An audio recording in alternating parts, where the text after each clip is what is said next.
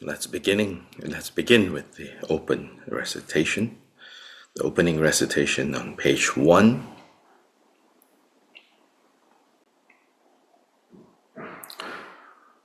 All mother sentient beings, limitless as the sky, especially those enemies who hate me, obstructors who harm me, and those who create obstacles on my path to liberation and all-knowingness. May they experience happiness and be separated from suffering. I will quickly establish them in the state of the most perfect and precious Bodhi.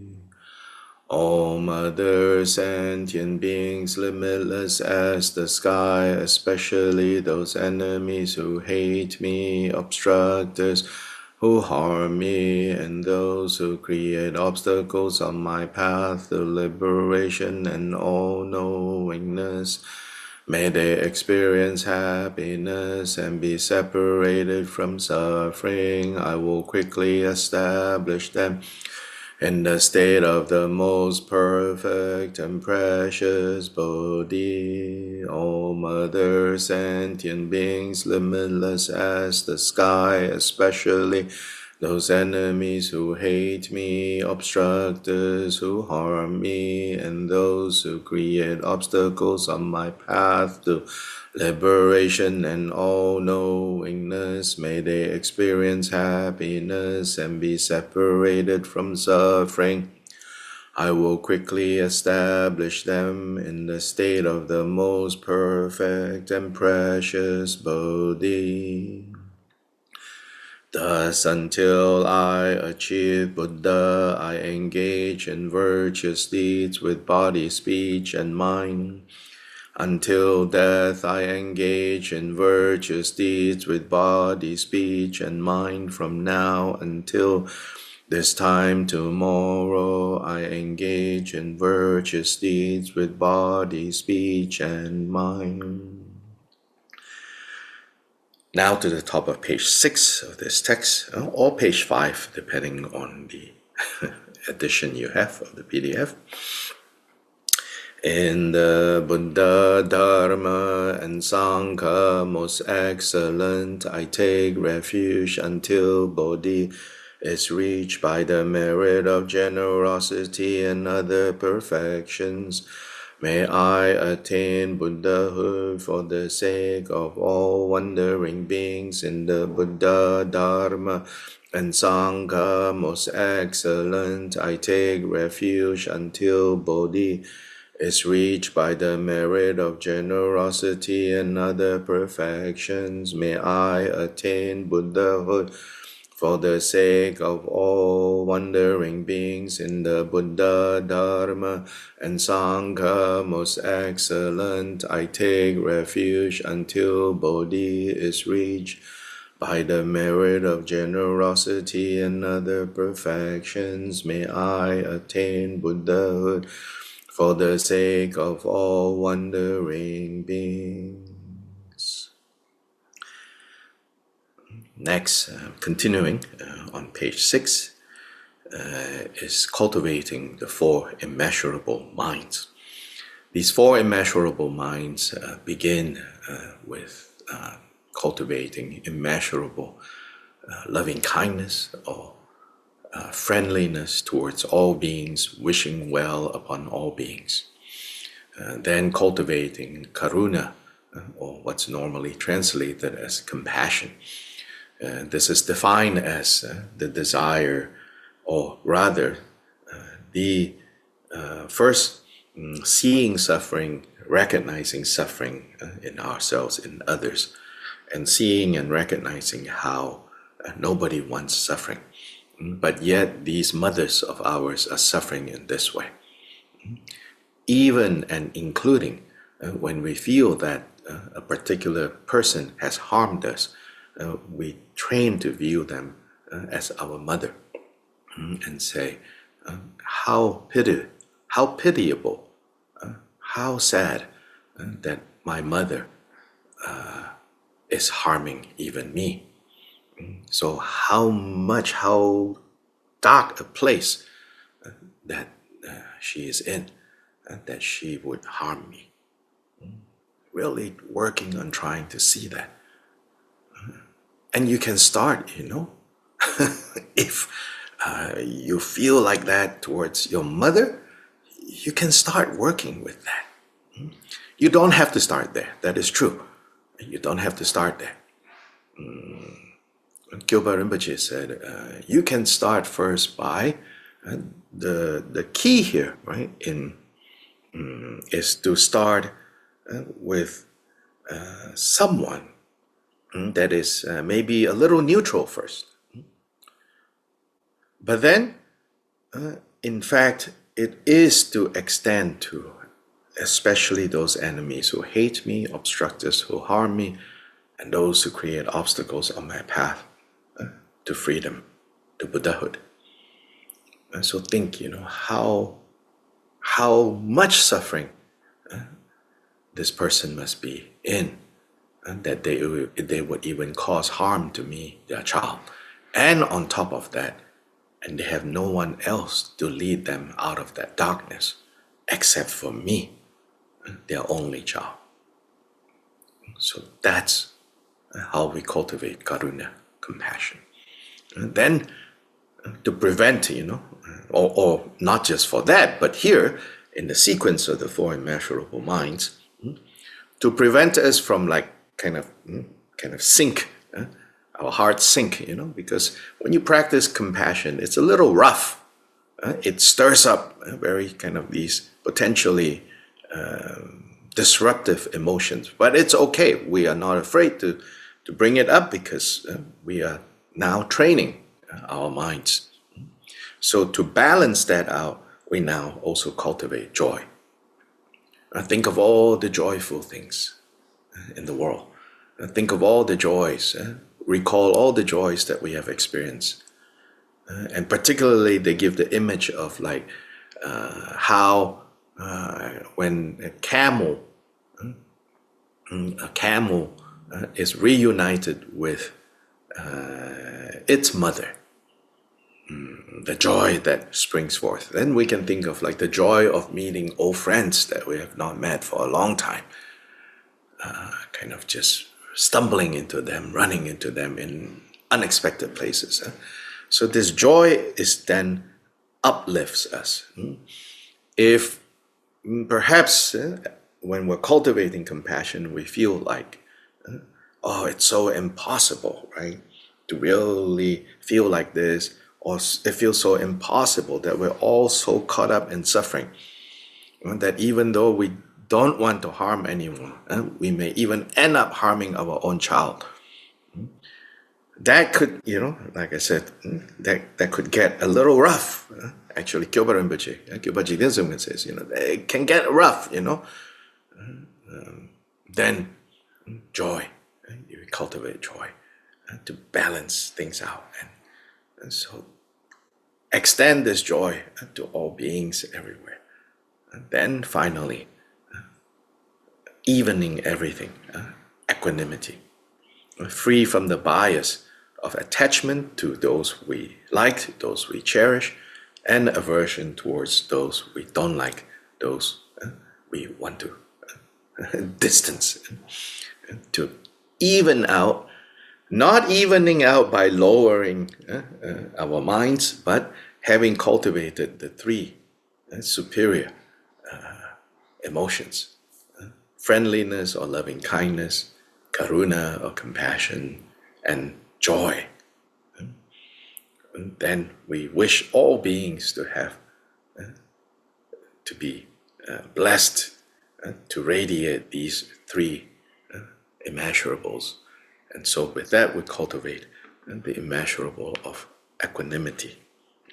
Equanimity really gives us, beyond this, it gives us steadiness of heart, which is what samadhi is.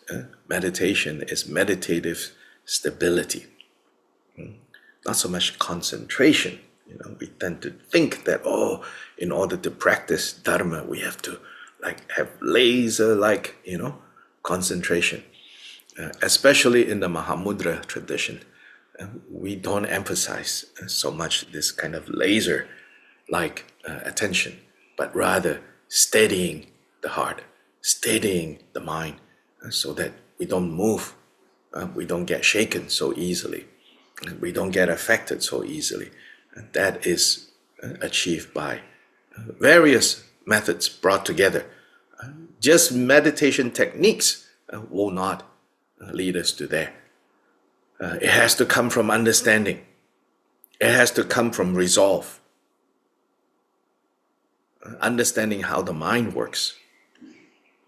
Resolve to not move. That goes a long way. Sometimes we think, oh, if only I just apply the method, keep focusing on my breath, or keep focusing on this one point, then everything will kind of quiet down. It doesn't work like that. You need to have more work on understanding how the mind works. Then when you understand how the mind works, when you apply the method, you just need to apply a little bit of it. Again, you all know I like to use food analogies for a lot of my Dharma. So it's like we add a little flavor enhancer at the end of cooking whatever we're cooking. You enhance the flavor with something, something we say the umami taste. A bad cook will try to compensate, or a cook who is unwilling to spend good ingredients will try to compensate by putting a lot of flavor enhancers, artificial or natural flavor enhancers, and so they will put then, it leads to a very bad meal, not good for health, doesn't taste right. But a very skilled cook, a cook who is dedicated to what they do, and they know fresh ingredients are really important. Preparation is really important. Skill is really important. And they keep working on that, they keep working on that. Then at the end, just put a little bit of flavor enhancers and some umami taste onto it. So meditation techniques work like that. We have overemphasized meditation techniques and don't know how to bring together understanding and meditation technique. We get understanding when we listen to Dharma. Some of us more obsessively than others, and then some of us absolutely not. Some of us read a lot, but I'm realizing the younger generation don't read. So if you're young, start reading, please. Read. And those of you who are got in the Dharma because you read a lot of books, now time to put down the books. Now you need to bring this understanding into your own experience, which is the Tibetan word, Nyam Len. Nyam Su Lempa. Nyam Len is to take nyam, to take experience. To take experience into yourself. Nyam Len. That's practice. So now the four immeasurable minds. May all mother sentient beings, limitless as the sky, have happiness and the causes of happiness. May they be liberated from suffering and the causes of suffering. May they never be separated from the happiness that is free from sorrow.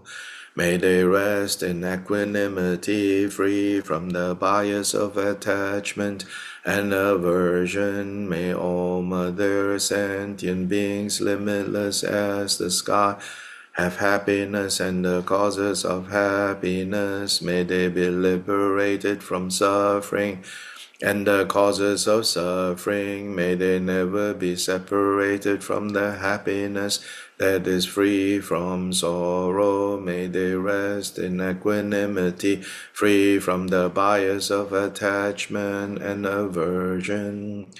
May all mother sentient beings, limitless as the sky, have happiness and the causes of happiness. May they be liberated from suffering and the causes of suffering.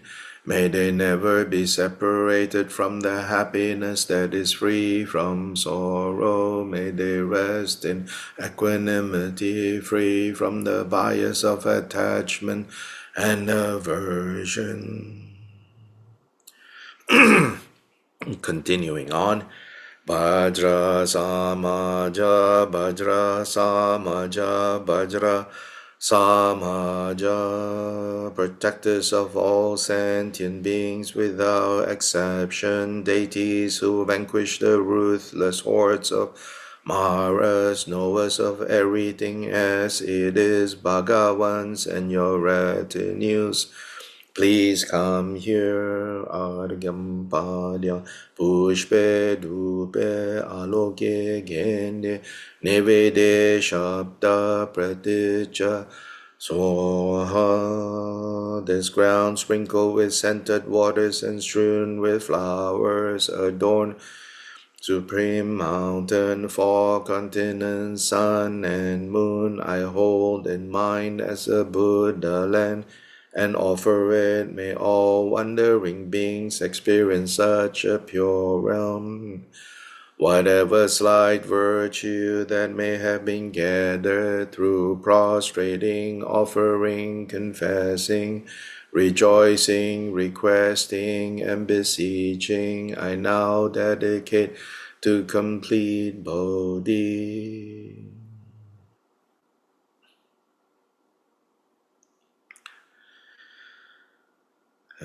Next is the other text, the general laying aside. Laying aside being a more literal translation of what's normally translated as confession. And so this is a practice for removing. Most immediately, removing what? Removing things that stand in the way of us successfully taking the Dharma in our own experience. And so there are many actions, unskillful actions that we have engaged in that turn into these obstacles. The greatest obstacle we need to fear, so to say, is the obstacle to us successfully practicing the Dharma. Now, of course, conventionally speaking, the obvious obstacles to us being able to practice Dharma is, for example, if we don't have the means of maintaining our lives, so livelihood. So if we lack resources, if the resources we rely on is very uncertain, then of course naturally you have to go look for these resources. It leaves you very little time and energy to practice Dharma. So that becomes an obstacle. So then when we clear obstacle, we are hoping, we are working on stabilizing, let's say, our financial situation. But on the other hand, it is also true when financially we are already so secure, but we are occupied by worries about that. Likewise, if our health, our physical health is not stable, yes, very honestly, that can become an obstacle to effective Dharma practice. But at the same time, when your health is good, it can also be an obstacle. So it's very hard to say, insofar as the obstacle to all-knowingness, to Buddhahood, it can come in so many forms. Something that we think is an advantage we can very skillfully, so to say, turn into obstacle. So much so that even the way we relate to our guide, our guides, our gurus, can turn into an obstacle. So the laying aside this shakpa or toshak or tongshak that we do is to try to clear these types of obstacles so that the ultimate obstacle can be cleared. Self-grasping that gives rise to the three poisons can be completely cleared.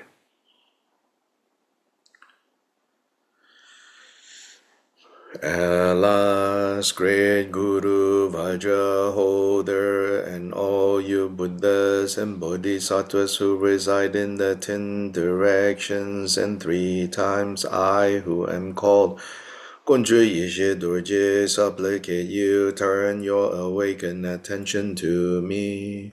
From beginningless samsaric time until this very moment, under the power of the afflictive emotions, attachment, aggression, confusion, pride, and jealousy, I have committed the 10 non-virtuous actions through the gates of my body, speech, and mind.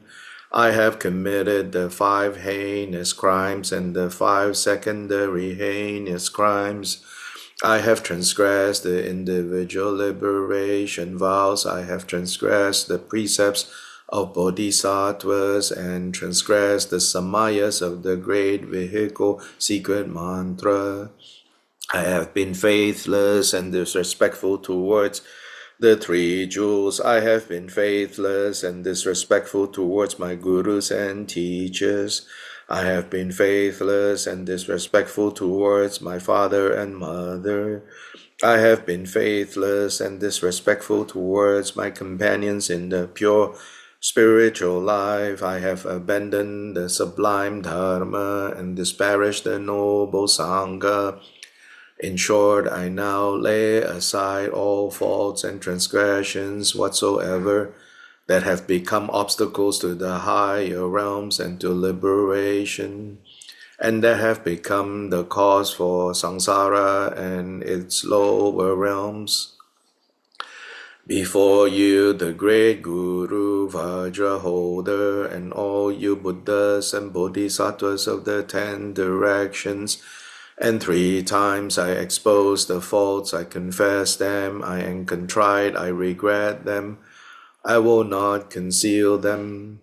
I will not hide them. Henceforth I will restrain myself and abstain from them. If I do not expose and lay them aside, they will not be transformed. Therefore, by revealing and laying them aside, may they be cleared, may I be purified. Namo to the mandala of you, victorious Idam deities. Om, I expose and confess the broken samayas of the Vajra exalted body. Ah, I expose and confess the broken samayas of the Padma exalted speech. Hung, I expose and confess the broken samayas of the perfect exalted mind. Hri, I expose and lay aside the broken root and branch samayas. I expose and lay aside transgressions committed knowingly. I expose and lay aside transgressions committed unknowingly. The 3 non-virtues of the body, the 4 non-virtues of speech, the 3 non-virtues of the mind. I confess each of the 10 non-virtues individually. With faultless disciplined conduct, possessing completely pure disciplined conduct, and through the disciplined conduct that is free of arrogance, may the paramita of disciplined conduct be perfected. To glorious Vajrasattva I pay homage. Om Bhadra Sato Samaya Manu Balaya Baza Sato Deno Badida Dedo Memo was a Dogaya Memo was a Bogaya Memo Anurado Memo was a Masidim Payaja. Sarvakama Sujamejidam Drayam Guru Hong Bhagavan Zavadana Gada Bazama Mujabazebo Mahasamaya Sado Om Bhadra Sato Samaya Anubalaya Bazazada Denova, Dida Dida Memoa, Zudoga Memoa, Zaboga Memoa, Anurada Memoa, Zawazidi Memoja, Zawagama Sujame, Jedam Guru. How Bhagavan Samada Gada Basama Mimja Bazebo Mahasamaya Zado, Bajra Zada Samaya, Manubalaya, Bazada Denova, Dida Dida Memoa. Sudogaya Memoa, Zubogaya Memoa, Anurada Memoa, Zawazidi Memoja, Zawagama Sujame, Jedam Guru. How Bhagavan Samada Gada Basama Mimja Bazebo Mahasamaya Zado, Bajrasata Samayam Anubalaya, Bazada Denova, Dida Dida Memoa, Sudogaya Memoa, Zubogaya Memoa, Anurada Memoa. Sarvasiddhime Bhaya Jasavagama Sujame Jadam Sriyam Guru Hong Ha Ha Ha Ho Bhagavan Savadata Gata Besama Vimuja Besi Bhava Mahasamaya Sahado A Bhajra Sattva Samayam Anubalaya Bhajasada Denava Dida Dida Mimava Sudogaya Mimava Subogaya Mimava Anurata Mimava Sarvasiddhime Bhaya Jasavagama Sujame Jadam Sriyam Guru Hong Ha Ha Ha Ho Bhagavan Savadata Gata Besama Vimuja Besi Bhava Mahasamaya Sadhu Bajra Sada Samayam Anubalaya Basasada Denapa Dida Dida Mimova Zidogaya Mimova Zubogaya Mimova Anurado Mimova Zavazide Mimova Jazavakama Sujamejidam Zeranguru Hong Ha Ha Ha Ho Bhagavan Zavadagata Basama Mimja Basibova Mahasamaya Sadhu Bajra Sada Samayam Anubalaya Basasada Denapa Dida Dida Mimova Zidogaya Mimova Zubogaya Mimova Anurado Mimova Zavazide Mimova Jazavakama Sujamejidam Jidam Guru Hao Bhagavan Samadagata Bajrama Memuja Bajrabava Mahasamaya Sado.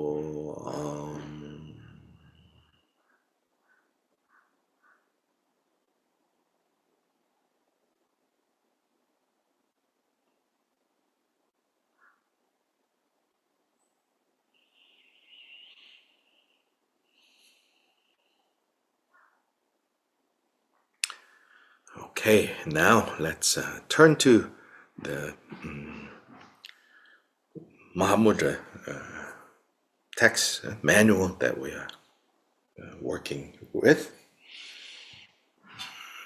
So, again, good morning to everyone.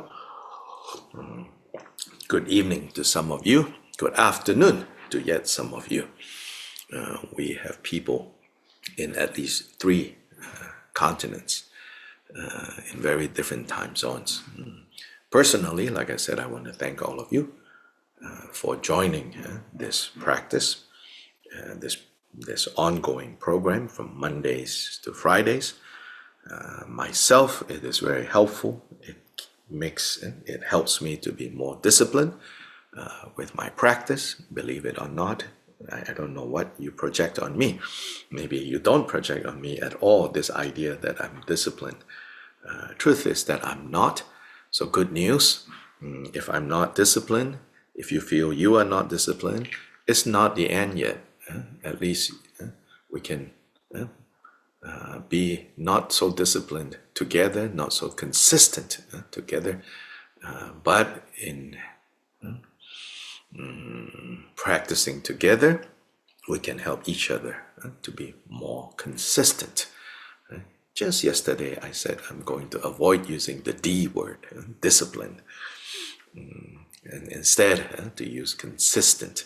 Then I am being inconsistency. So consistency takes a while to develop. Then for those of you who are Drigunkagyu, who identify as Drigunkagyu practitioners, actually now is a very special time for Drigunkagyu-pas because one of our 2 throne holders, we have 2 throne holders in Drigunkagyu since the 17th century. And the leadership of the lineage, the main throne of the lineage, has been held by 2 Kyabguns, Kyabgun Chesang and the Kyabgun Chungsangs. Today, the Kyabgun Chungsang Rinpoche is in Tibet. He never left. And then Kyabgun Chesang Rinpoche is right now, as I'm sure many of you know, in retreat for an extended period, for 3 years basically. in Bhutan. So I think most of you may have heard, the context of, in the context of like when a great Lama passes away, and during that time, they are said to be in the state of Tukdam. And Tukdam Tuk is the awakened heart, the awakened intention. Dam is commitment. So they are awakened heart commitment, literally, in the state of Tukdam. But so Tukdam meaning is not just limited to when a great Lama, great practitioner passes away, that period of time where they are in a meditative state between this life and next life. Often it is said that at that time, if the disciples or the disciples who are connected to the teachers who are in Tukdam, if they are connected to them at that time, because the body mandala of the Guru has dissolved, so then the possibility of connecting with the mind of the Guru is increased. But it's not just limited to the time when the body mandala of the Guru has dissolved. It is also true when the Guru is in extended retreat, because in a way, this retreat is also a type of dissolving of the body mandala. The body of the Guru, the form of the Guru has become unavailable for us during this time. And then on top of that, the Guru is engaging in focus practice. So we don't hear so much about this because it is rare. I've not seen any kind of major figure like His Holiness to enter in the retreat at this point in their lives. And His Holiness has done his initial 3-year retreat many, many years ago when he escaped from Tibet. After a few years, he went to Ladakh and he did his initial 3-year retreat. Now, as an example to all of us, he has once again entered into the traditional 3-year retreat and also guiding a group of 3-year retreatants during this time. So for those of us who are Drivunka Gyupas who feel a connection to Kyabgon Chesang Rinpoche, now especially, if we know how to practice and to think of His Holiness, then you have, spiritually speaking, a more direct line to His Holiness. So this is a special time. As he is in the 3-year retreat, you can have your 3-year retreat. Some of our 3-year retreat is actually doing the work of keeping His Holiness's work going. His Holiness spent the last 40, 50 years rebuilding Drivunka Gyu from nothing. In Nepal, in Ladakh, of course, Drivunka Gyu has been around for a long time. But as the problems in Tibet were unfolding,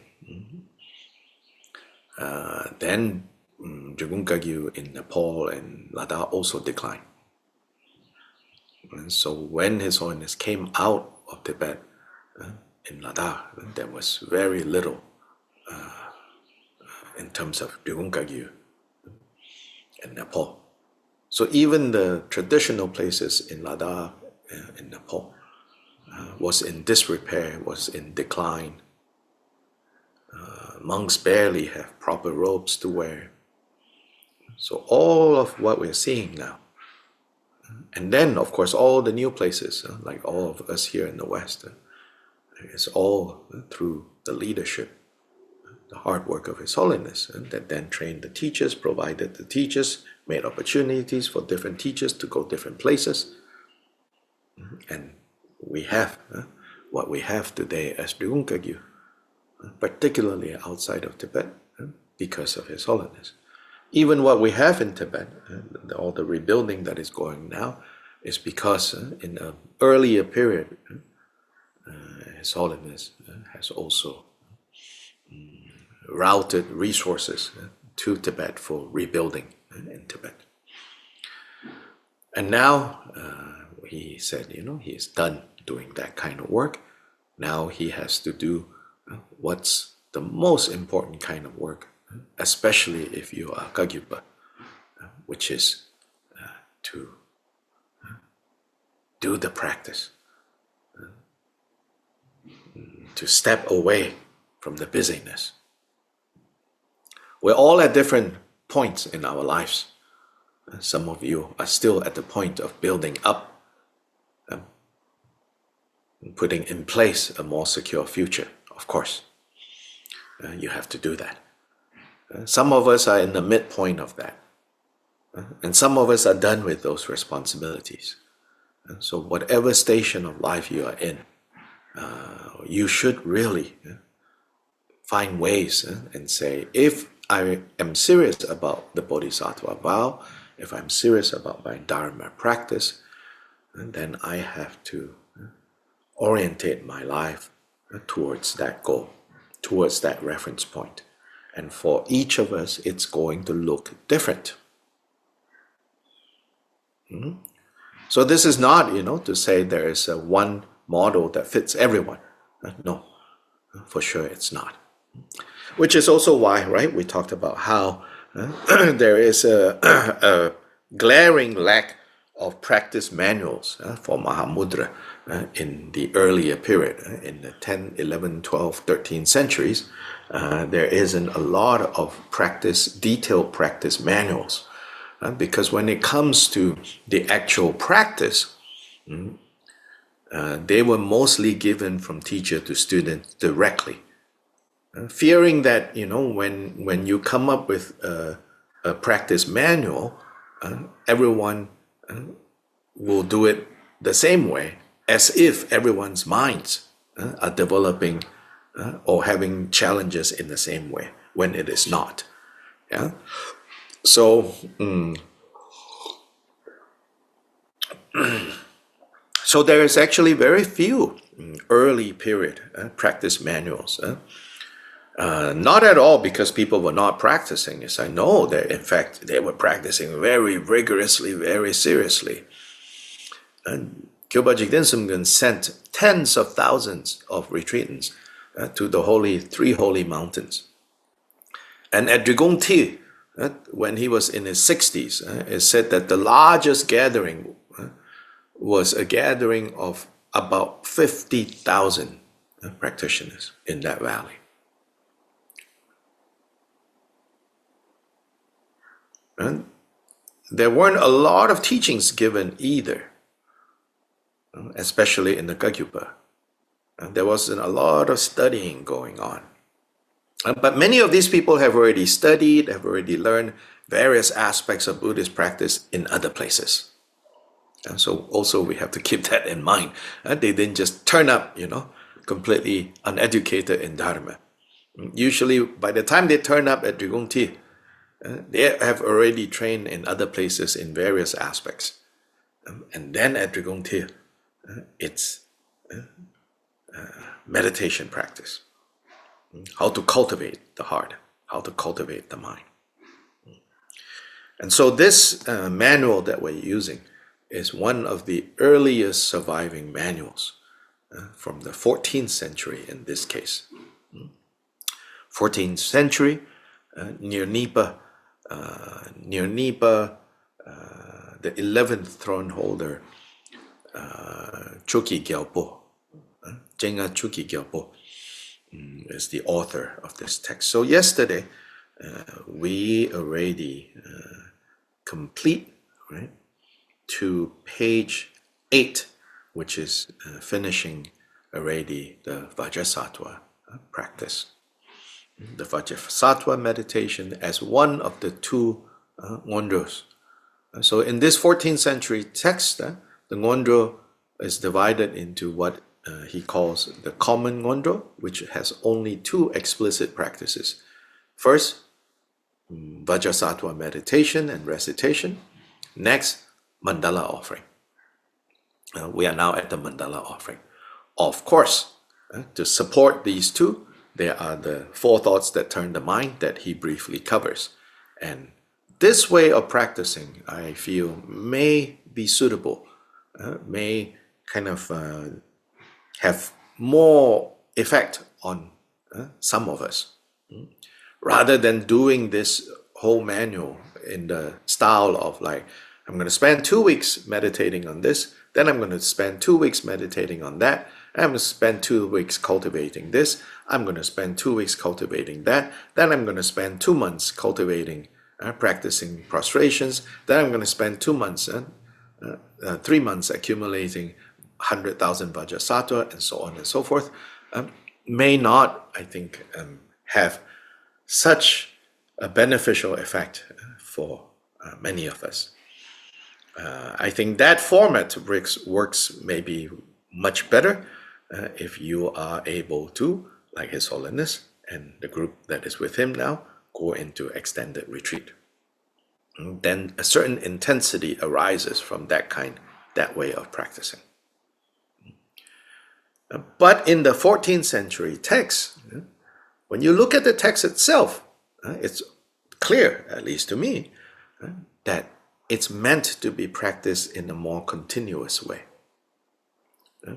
Like you follow the manual continuously, then one cycle, and then you go again another cycle to become familiar with the material. And then you can say, for a period of time, I'm going to focus on the preliminaries. And for a period of time, I'm going to focus on the first of the Fivefold. And this is called the Fivefold Mahamudra system. I'm going to focus on cultivating bodhicitta. Then a period of time, I'm going to focus on cultivating idam. And then guru, devotion to guru.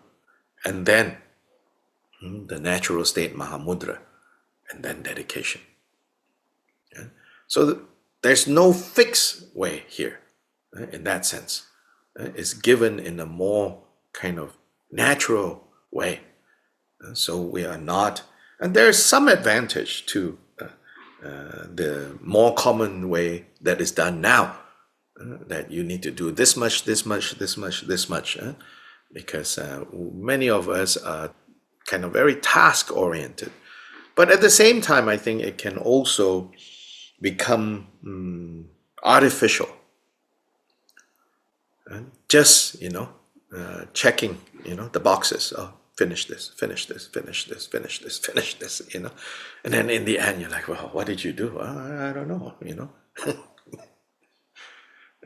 The mind has not changed. The heart has not stabilized.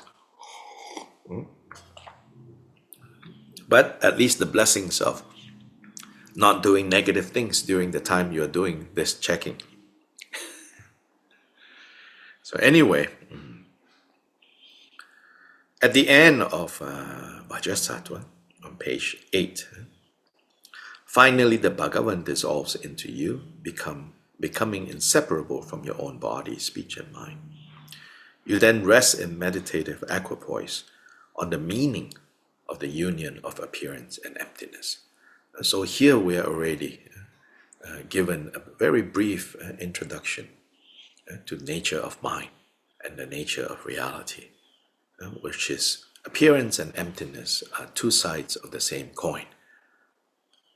If we have studied the Heart Sutra, then we also know from the Heart Sutra appearance and emptiness. In the Heart Sutra, it's called form and emptiness. But Heart Sutra actually also says not just form and emptiness inseparable, but also sensations and emptiness inseparable, perception and emptiness inseparable, mental formations and emptiness inseparable, consciousness and emptiness inseparable. The inseparability of the 5 aggregates on the one hand, and emptiness nature on the other hand.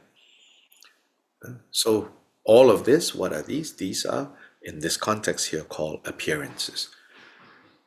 Briefly, appearances, what are appearances? Whatever appears to you. And how do appearances appear to us? They appear to us in 6 basic ways.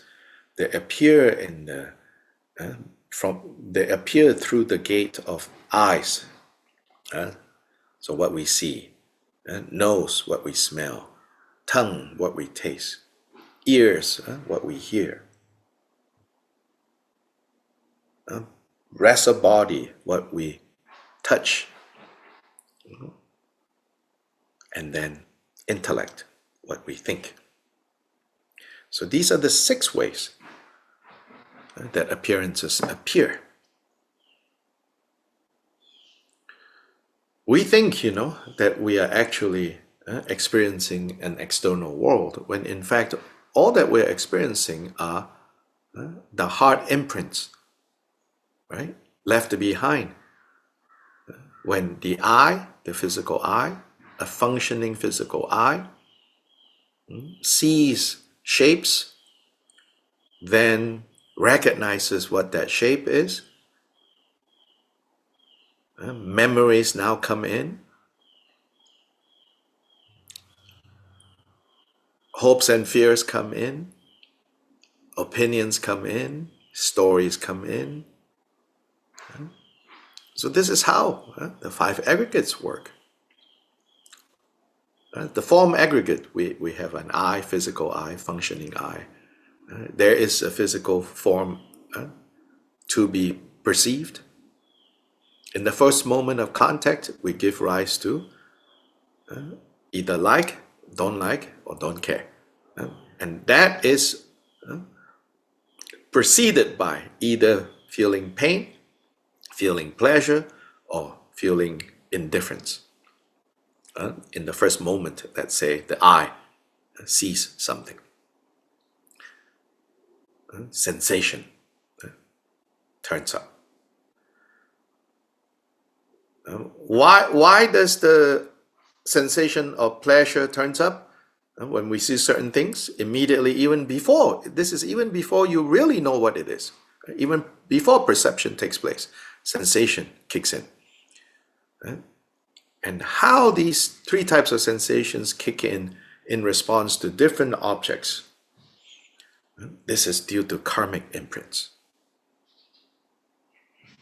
So that the response of the feeling of pain, pleasure, and indifference, or neutral tone, then kicks in like, don't care, indifference. Then in the next moment, we recognize, which is perception, cognition. We cognize, we perceive. That's what it is. And then mental formations. Then all of this is possible because of the sense consciousness. All of these are appearances, and emptiness is inseparable.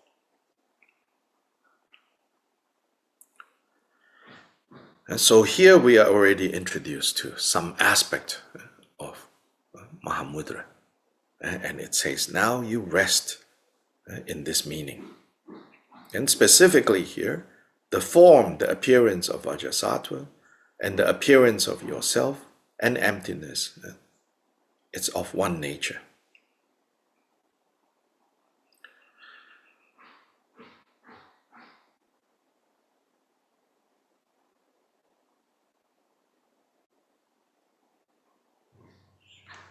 Then next, for perfecting the accumulation, so in terms of this ngondro, one purpose, one function of this ngondro, this common ngondro, is the removal of this adventitious stains.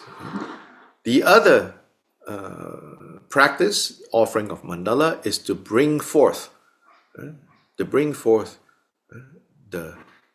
Buddha qualities. To bring forth, ultimately, to bring forth the Buddha qualities, in the immediate is to create the auspicious and and supportive conditions for practicing this practice, for our Mahamudra practice. So we need to gain merit. And it's said here, the way to gain merit, there are many, many ways, of course. But in the way that is designed here is called mandala offering. So here, yesterday we covered page 9 saying there are basically two mandalas. One is the accomplishment mandala, which is placed on the shrine, and then there is the offering mandala, which is what you use to offer. The accomplishment mandala is the objects of refuge that you bring into your presence. You make them present. You cultivate them. You cause them to appear in the space in front of you. And then you make mandala offering to them.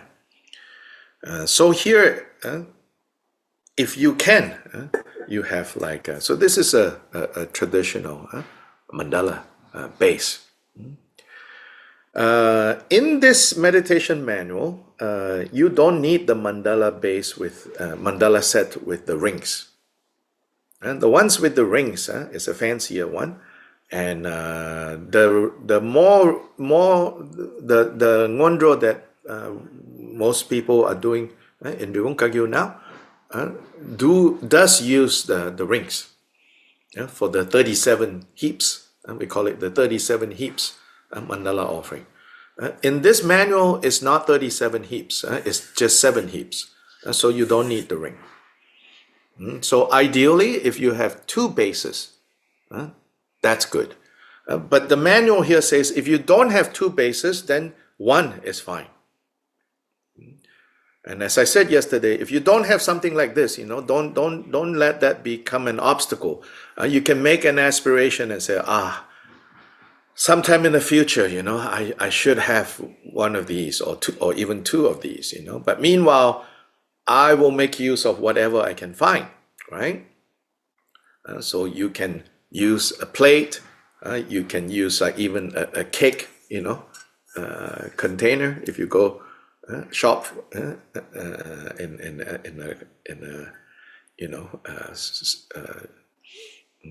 a supermarket, that sells things like that, you may be able to find something to adapt.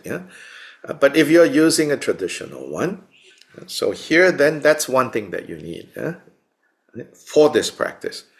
And then in the end, you said, I don't even have those things.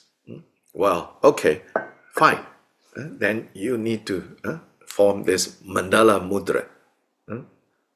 We will get to that, okay? This mandala mudra is what you have. That's good. So then the other thing we need is, of course, then the offerings. The offerings, I said, mostly use rice grains, rice grains, or whatever grains that you regularly eat. So that's the tendra there. That's the interdependence there. You use the grains that you commonly consume as sustenance. So the idea is that you're offering the most basic sustenance that you need to stay alive as a human being. So rice, corn, quinoa, wheat, barley. So for Tibetans, back in Tibet, barley, since tsampa is like the staple food. So in this rice, if you want, you can mix in some semi-precious stones, some medicinal herbs, but mostly just this rice. Then some, if you can, saffron water to give some moisture to the rice. So that's what I'm doing now. Give some moisture to the rice so that they don't just kind of run around so easily and then create a big mess. But just very little at first, especially if you're not so familiar with what happens when you put water in rice. You may accidentally put too much. I almost accidentally put too much. If you put too much, it's not the end of the world. Just add more rice. So then it's now mostly dry, but also now sticky. Rice has a layer of stickiness. So that way your rice won't run all over the place. It will still, you will still create a little mess, but it's a good kind of mess. Yeah? So now the rice has a slightly golden, auspicious color, saffron. So now you have uncooked saffron rice. So that's here, the offering. Now page 10, yeah? And also on page 9 it says, the mandala plate should be clean, free of dirt, dust, yeah? And so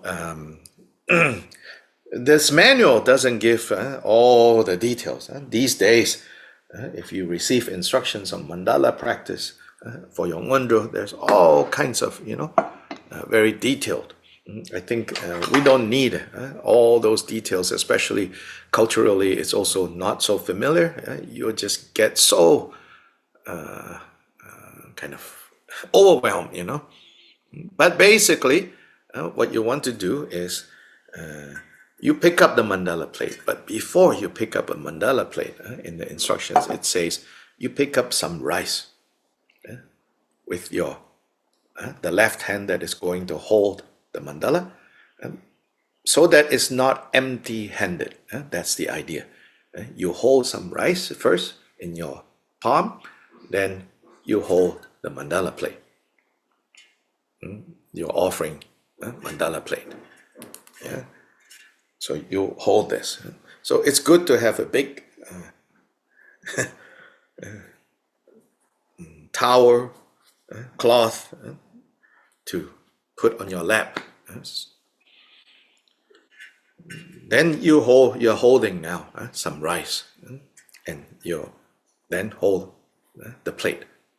Then for the cleaning, normally you sprinkle the saffron water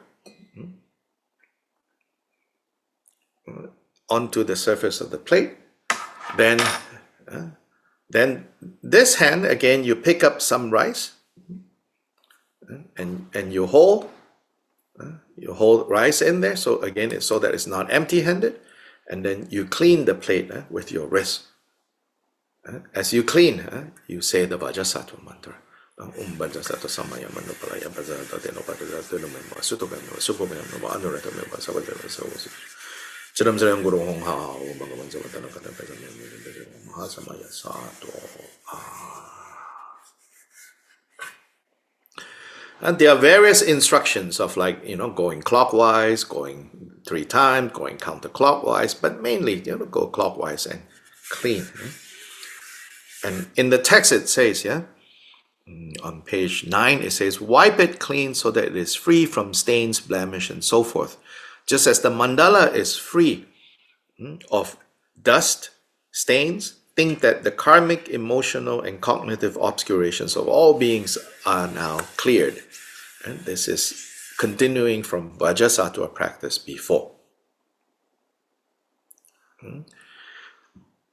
Then, the instructions on page 10. First, it's the creation of the accomplishment mandala. And so you might have to add again moisture, some saffron water to your rice. They absorb the wetness quickly. So here it says, now I'm on page 10. You can look at the text. Bhajra Bhumi Ahung. And that's the mantra for stabilizing the bhumi, the ground of the mandala, blessing the ground. Bhajra Bhumi Ahung. Then, in its center, place 1 pao. Put 1 pao in the center. You can see when it's wet, it's easy for it to pile up like that. In the center, place 1 pao. Imagine that upon an excellently arranged seat sits the Guru in the form of Vajradhara, the embodiment of all Buddhas. In the front, place 1 pao. Front meaning towards you. Place 1 pao. This is the second pao. And imagine that upon an excellently arranged seat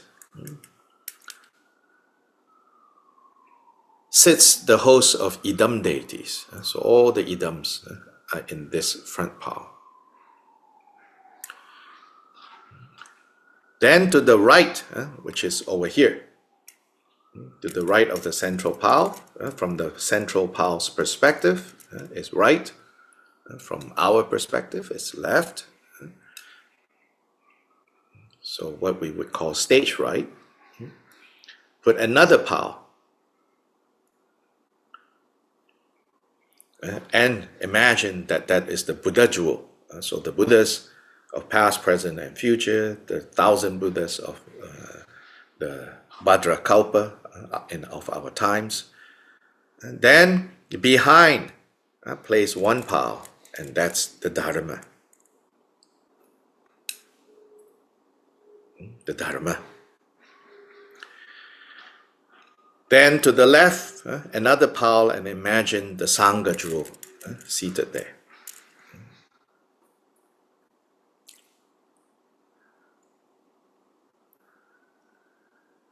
So now 5. 5 paos.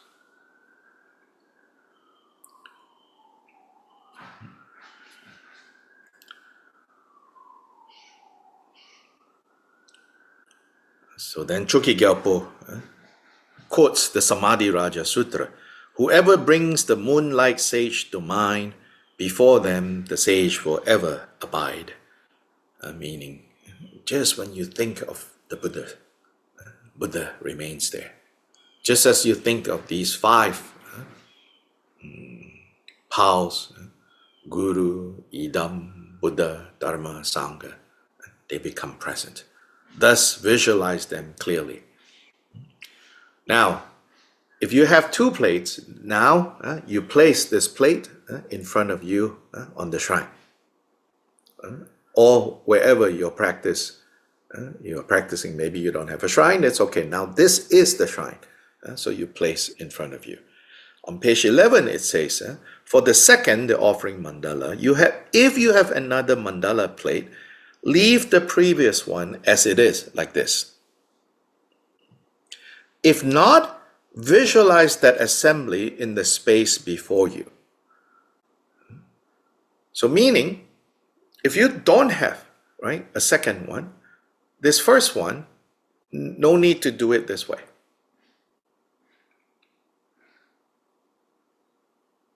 Just visualize. It's also possible, and this is my own thinking, you're allowed to have your own thinking. Sometimes, when lamas give instructions, it sounds like it's the Christian God speaking, And if you don't follow, lightning is going to come. My thinking is, if you only have one, and if you want to do the first part, it's fine. So do the first part. Then now you also need this, right? To do the second offering. Then you can sweep this. You can sweep this and dissolve. So you sweep it onto the cloth so that you don't make a big mess, which is what I'm going to do now. So still holding with the left hand, you cannot quite see. I'm going to sweep with the right hand all the way down. Now you have again the start. So for the second, the offering mandala, If you have another mandala plate, then leave the previous one as it is. If not, visualize the assembly in the space before you. So if you only have one, then wipe the mandala plate well. Then again, right? You need to clean the mandala plate. Again, you take some grains in your hand, then clean. In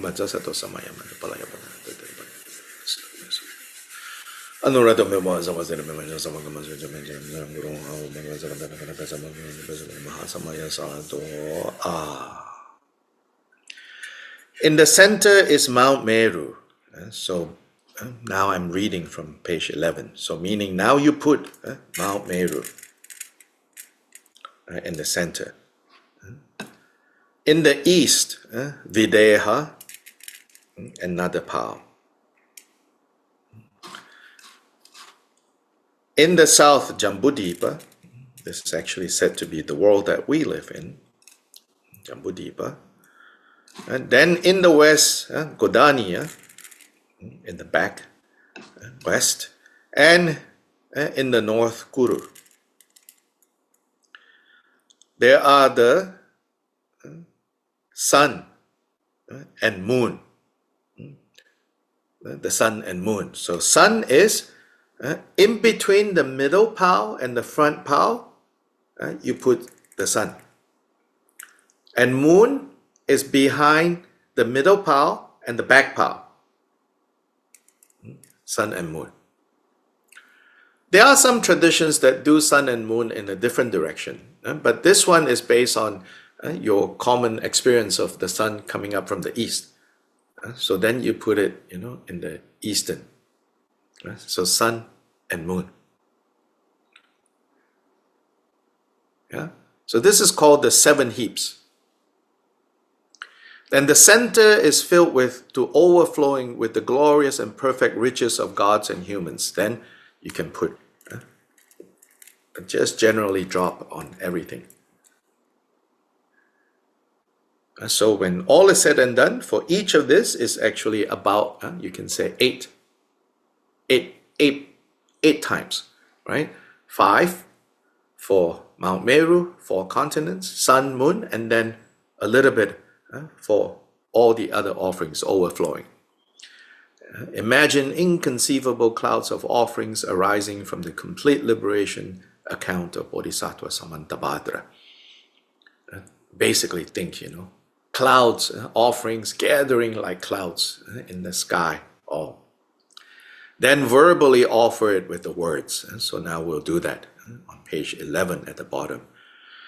This ground sprinkled with scented waters and strewn with flowers, adorned with the supreme mountain, 4 continents, sun and moon, I hold in mind as a Buddha land and offer it. May all wandering beings experience such a pure land.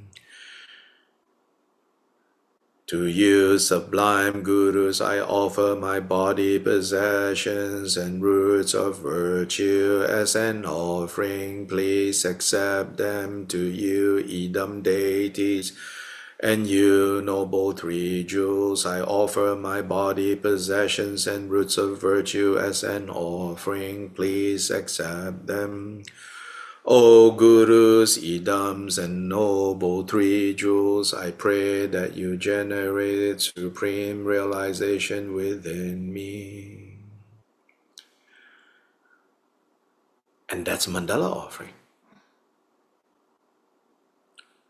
You want to do a second one, and a third one, and a fourth one, then each time, again with your right hand, you sweep all of this down.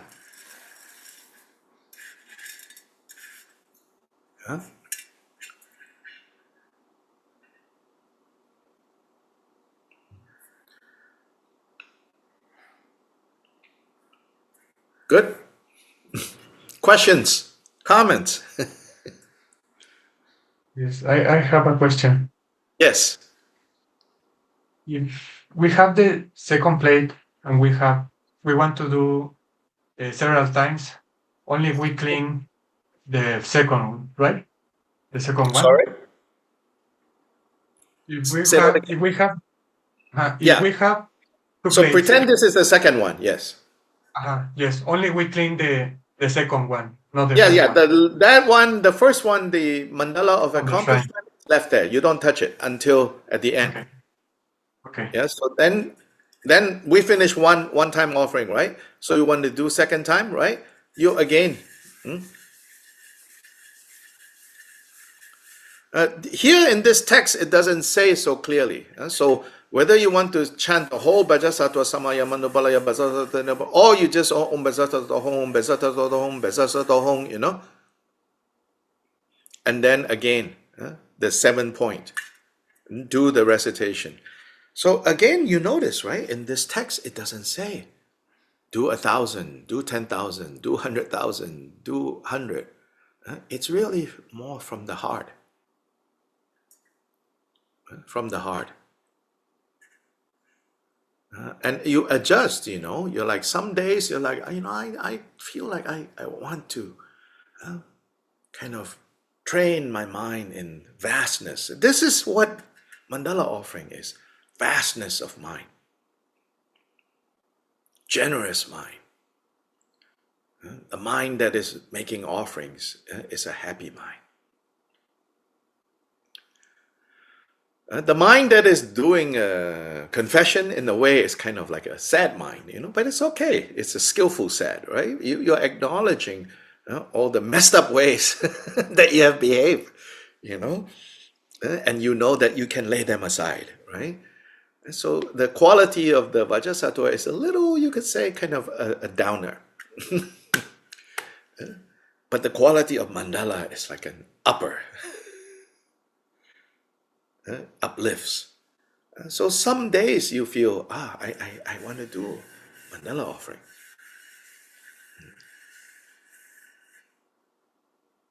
More. Then you can do this more. Yes, next question, Judy. If we've got the set with all the Things. things, Put it on the side. can we use that instead of rice? Wait, what? I've got the set that has all the jewels and all the little stones and so forth. Well, that's just the offering thing that you are supposed to, change out. So we don't use that. It's not changed. I mean, it's the same. Well, it should be. It should be changed. Oh, yes, yes. That's just the offering substances, Okay. Yeah, that's just the offering substances. Yeah. You're supposed to regularly, maybe your regular is once in 3 years, but it should be regularly changed. Yeah. But they're the little jewel things we put in them. Throw them. Yeah. That's how you make offerings,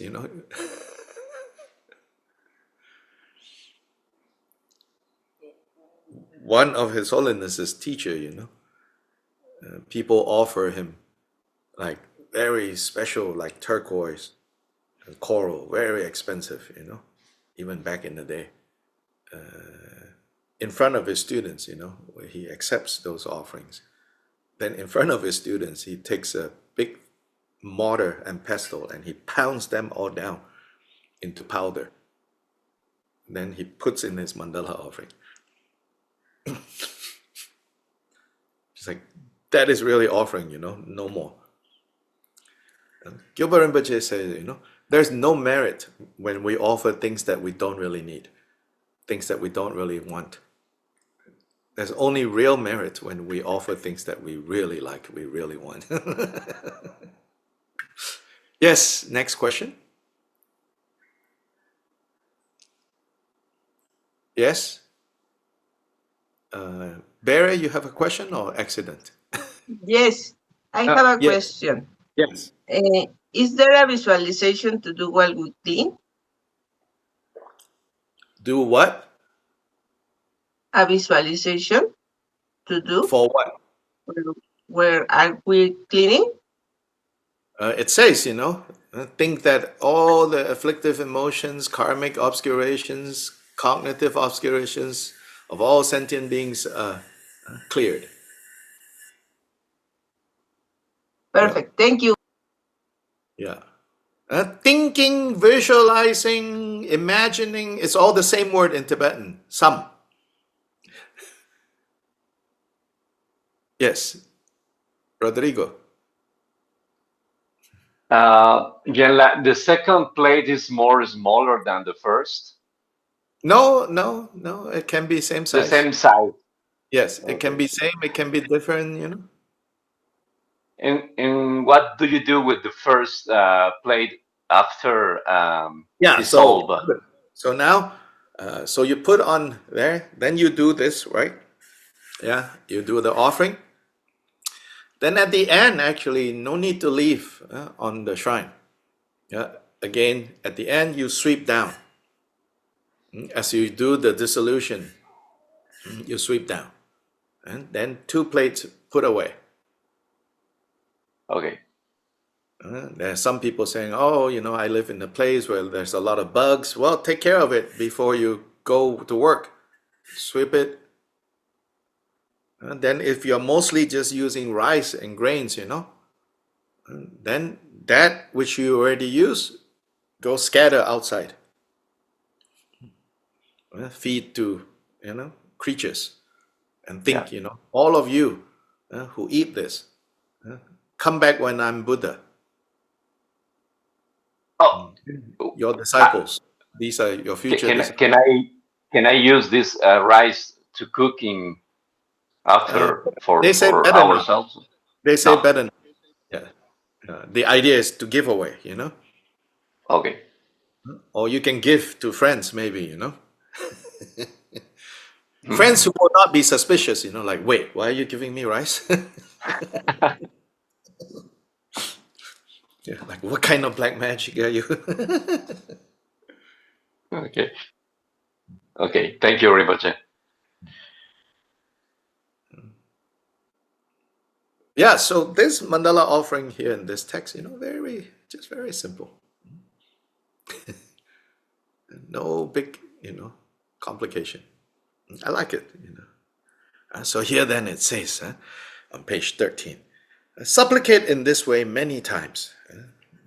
On page 13. So meaning you can do many times this.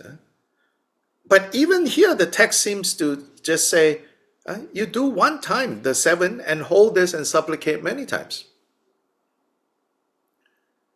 But now the tradition, how they do is like they actually dismantle the offering, the second one, and do again the 7, and again and again and again, and you can do that.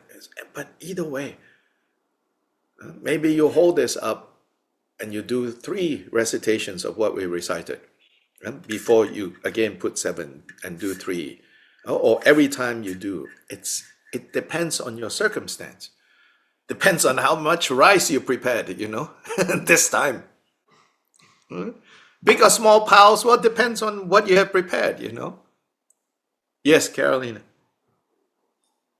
So just like you mentioned, the rice that we prepare, we should already prepare it beforehand with all the mixed grains and tea leaves and medicinal herbs. Yeah, yes, of Uh, course, before you sit down to practice, right? Is that the question, or? Yeah, yes, that was a simple question. First time just doing just mandala keep it offering. simple. Mostly just use grains, and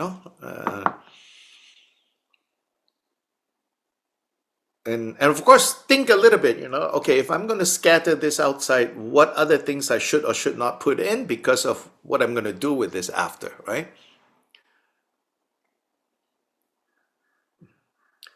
I said you could also put essential oil. Then again, think, well, if this essential oil is going to cause the bugs to not want to eat, then don't put. Saffron is fine, no problem. I can tell you they will eat if it is saffron. Or safflower. Those of you who cannot get saffron so easily, safflower. Safflower is actually what is in the text, gurukum. There's a confusion between safflower and saffron. Saffron is very expensive. But in the text, actually, it says use gurkum, which is safflower, which is used a lot in Mexican cooking, safflower. But of course, if you can afford saffron, oh, good. Rodrigo should know. There are two different names in Tibetan medicine for safflower and saffron. And safflower is gurkum. Gurkum is what's, as far as I understand, gurkum is what's mentioned in the text. Yes, Rene. So I'm a little bit embarrassed because I have to reveal my poverty mind, but so obviously we don't recycle precious, semi-precious stones. We also give. Throw out, yes. Okay. So don't put so much. Again, also, depending on where you throw, it may be appropriate or not appropriate to use,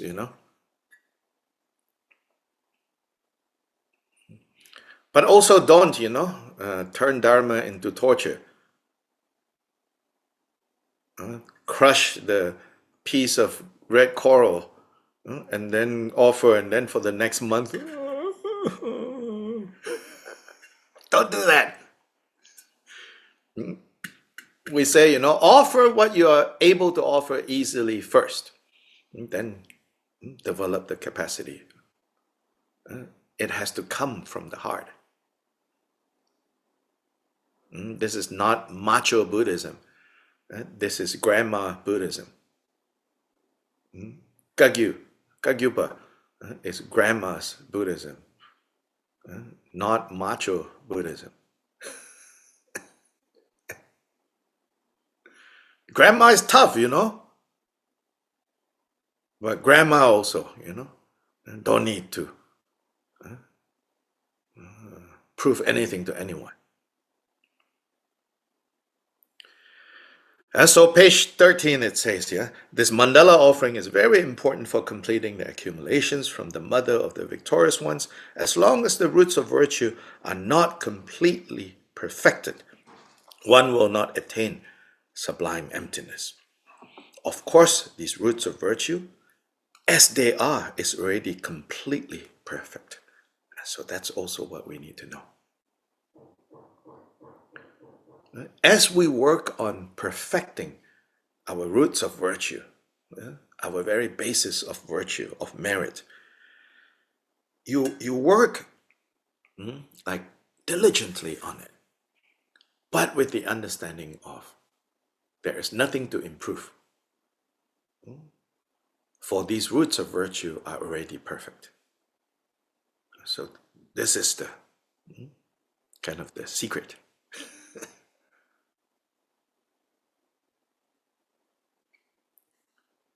Then at the end of the session, dissolve the field of accumulation into yourself. So if you have that one on the shrine, right? This is when you pick that up, and as you dissolve the field of accumulation, the accomplishment mandala, right? As mentally you're doing the dissolving them into you, you sweep them. And when you sweep these offerings, you always sweep towards you. That's the tender of absorbing the blessings of the practice. And so you dissolve the field of accumulation into yourself and rest in the profound meaning of inseparability. Again, that inseparability of appearance and emptiness. And here you can think of the inseparability of who you are offering to and the one who is offering, inseparable. And let the mind again become even like that. And stay there.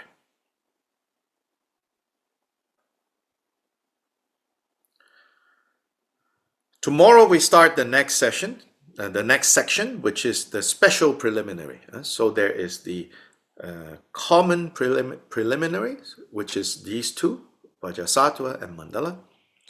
The next one is the special preliminary, which is cultivating bodhicitta, the first of the fivefold Mahamudra. Again, the 5 parts of this kind of practice, this way of practicing Mahamudra has 5 elements. Changsem, Chakchen, Bodhicitta Mahamudra. Idam Chakchen, the Idam Mahamudra. Mogu Chakchen, devotion Mahamudra. Then Neluk Chakchen, natural state Mahamudra. Then Ngowo Chakchen, dedication prayer Mahamudra. These are the 5 aspects greatly emphasized by Gyalpa Rinpoche as a complete way, a complete and swift way of realizing Mahamudra through these 5 aspects. So tomorrow we begin the Bodhicitta section, where it's divided into 3 parts. Bodhicitta consists of 3 types of mind that are to be brought together. The first one is cultivating loving kindness, then cultivating compassion, then cultivating bodhicitta, the vow to achieve Buddhahood for the sake of all beings. That is the next section.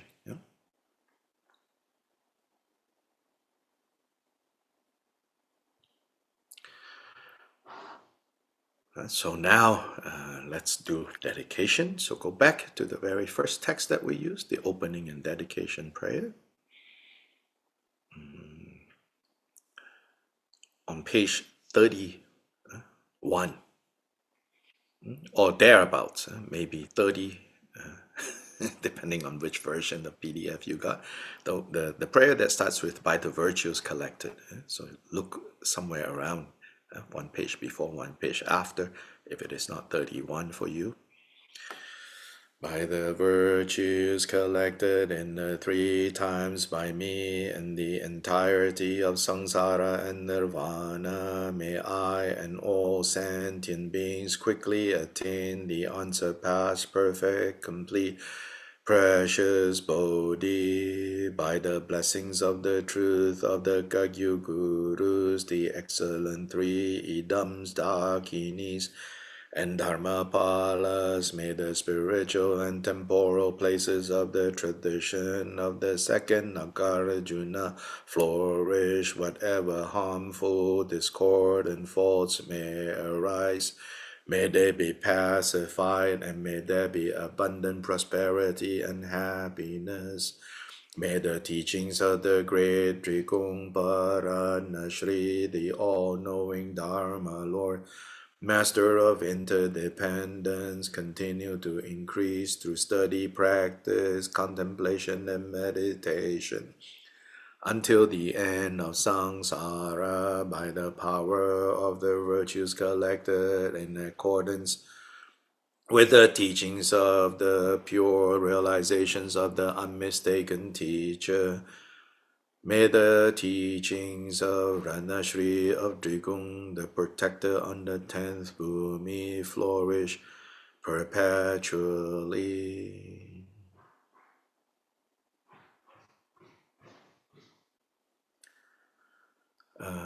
I see there's a question. Trent, go ahead. Sorry, I accidentally raised my hand. I didn't have one. Thank you. Oh, now you have to come up with a question. Actually, maybe this reminds me.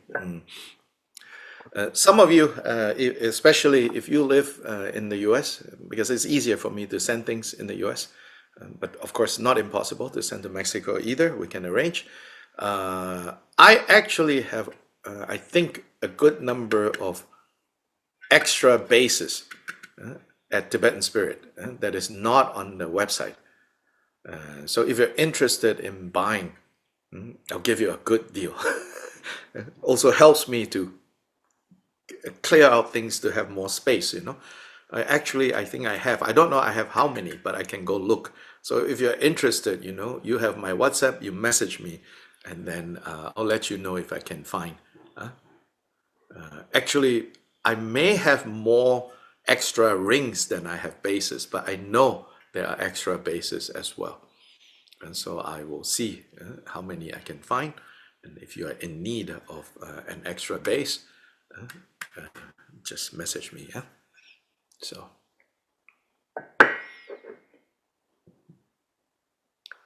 Okay, everybody. Again, I will try to keep us on track in terms of time.